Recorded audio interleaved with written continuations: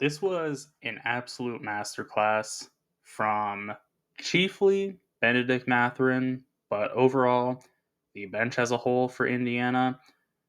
Mathurin and everyone else on the bench must have taken it personally when I said I preferred OKC's bench over theirs, and they absolutely showed out.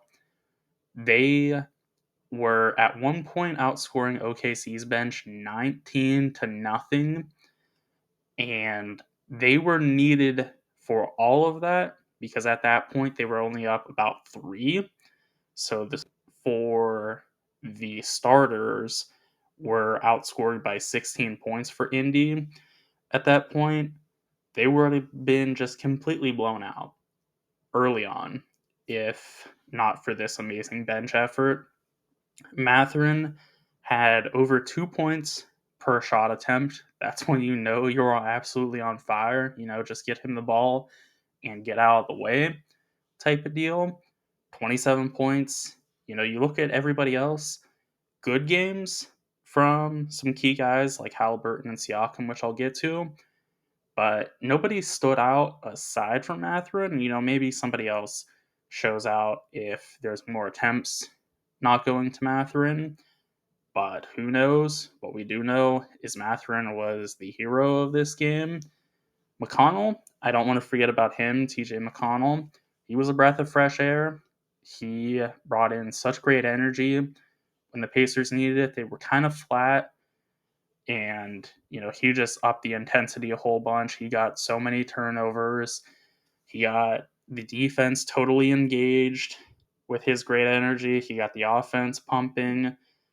He wasn't really scoring much, but he forced, I want to say, 3 or 4 turnovers on inbound situations. It was ridiculous.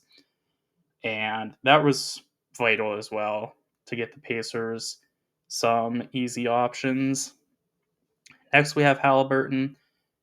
I think this was an amazing game for him all around.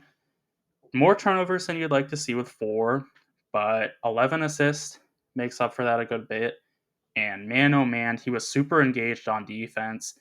He had tons of deflections and a great intensity overall on defense. He was taking it personally again to say that, the Thunder were looking to attack him on defense. He made it his absolute goal in life to stand up for himself as a defender, and he made things really difficult. He had just a great intensity all around on defense, was super engaged, an efficient 22 points as well, which is needed for the Pacers if they really want to, make this more than just a couple of nice games for them in the finals, if they really want to take this thing home. Siakam, solid game all around, efficient, solid scoring overall, really good presence on defense as well.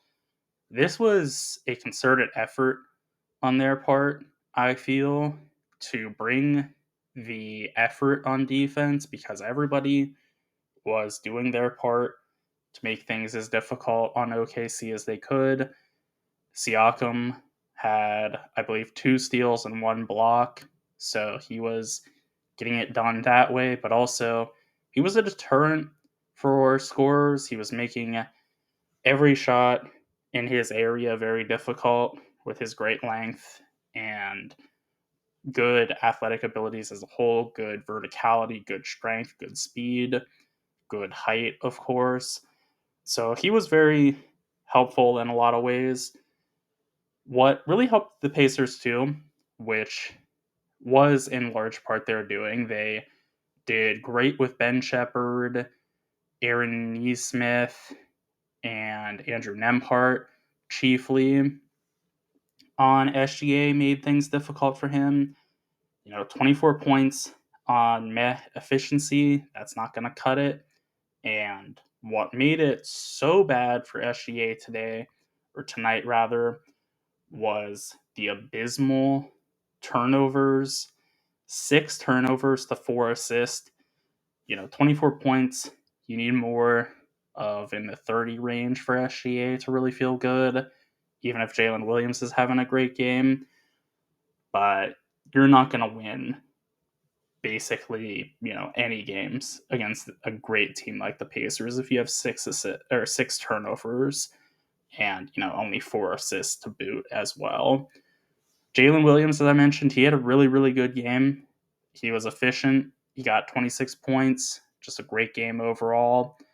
Chet Holmgren, great first half, kind of disappeared come the second half. It seemed like he was on the ground about as much as he was making shots in the second half, because I noticed at least 2 times he fell to the floor. Not really, indicative of much, but it was just kind of funny. So, you know, great first half. I think he had like 15 points in the first half, ended with like 20. So it wasn't like he was completely shut down in the second half, but definitely didn't keep the energy from the first half. This is a really, really good showing for the Pacers. Much needed. You get absolutely blown out. Game 2, you don't look like you belong necessarily. And this just shows that, they're here in the finals for a reason. It's not just, some fluke stuff went their way. No, they're actually a really, really good team. And they looked like they belonged. They needed, a lot of help from Mathurin, which they might not get moving forward.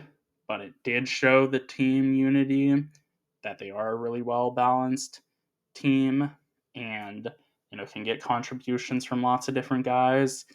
So this was really nice and, very needed to protect home court. If you win, this next game at home, you are really, really, really well set up to win the finals as a whole.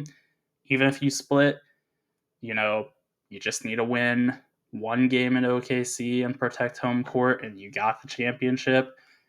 Great spot to be in for the Pacers. Still very, hard against this OKC team that's so great. But, I think lots of Pacers fans or even players would say, if they were down 2-1, they wouldn't feel horrendous. And, especially if they win the most recent game in a pretty good showing, they would feel pretty good about that. But to be up 2-1, massive improvement. I know it's only, 1 game difference, but it is a world of difference when the margins are so thin. So this is a great position to be in for the Pacers. I don't think too many saw this coming, but I will, toot my own horn a little bit and say that I did think this was going to be a lot more competitive than people were making it out to be. So it'll be interesting to see where we go from here. But you got to feel good if you're a Pacers supporter. Those are my thoughts on the NBA Finals to this point, reacting to Game 3. Be sure to let me know what yours are in the comment section. Also, be sure to like and subscribe for more basketball and football content.